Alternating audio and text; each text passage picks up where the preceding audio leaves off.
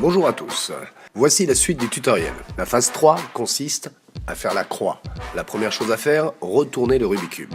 La face blanche doit être en dessous. Vous pouvez constater que les 3 cubes jaunes forment un L. Il est possible que vous ne soyez pas dans cette configuration. Les jaunes peuvent effectivement se retrouver avec un placement différent. Dans ce cas, aucun problème. Répétez la formule qui va suivre plusieurs fois s'il le faut pour pouvoir vous retrouver dans la même situation que sur la vidéo.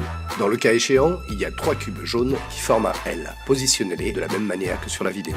Le but étant d'avoir 3 cubes jaunes alignés.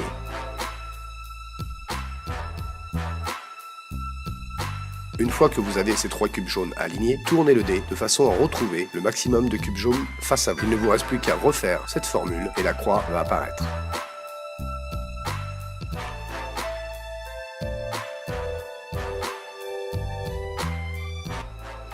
Il est possible que la configuration de votre cube soit différente. Dans ce cas, appliquez la formule qui va suivre, de façon à vous retrouver dans la même situation que sur la vidéo. Comme vous pouvez le voir, le rouge est bien placé et le vert aussi. Dans ce cas précis, retournez le Rubik's Cube, de façon à avoir la face rouge derrière le Rubik's Cube et la face verte à gauche du Rubik's Cube. Maintenant, il ne vous reste plus qu'à appliquer la formule.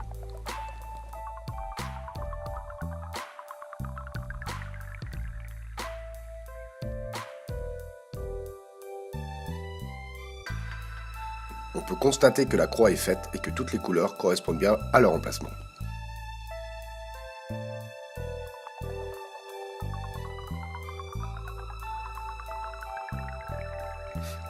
Une fois cette étape accomplie, nous allons passer au placement des cubes qui se trouvent dans les angles.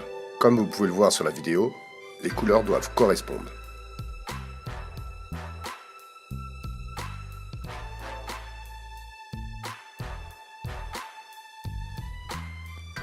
Nous allons donc appliquer une nouvelle formule pour pouvoir aboutir à ce résultat.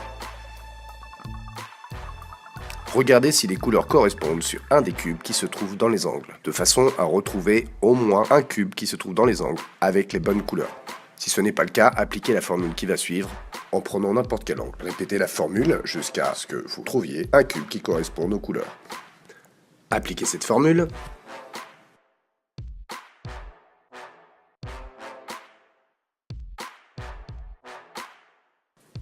Dans mon cas, je suis obligé de recommencer la formule une deuxième fois pour pouvoir placer les cubes des angles correctement.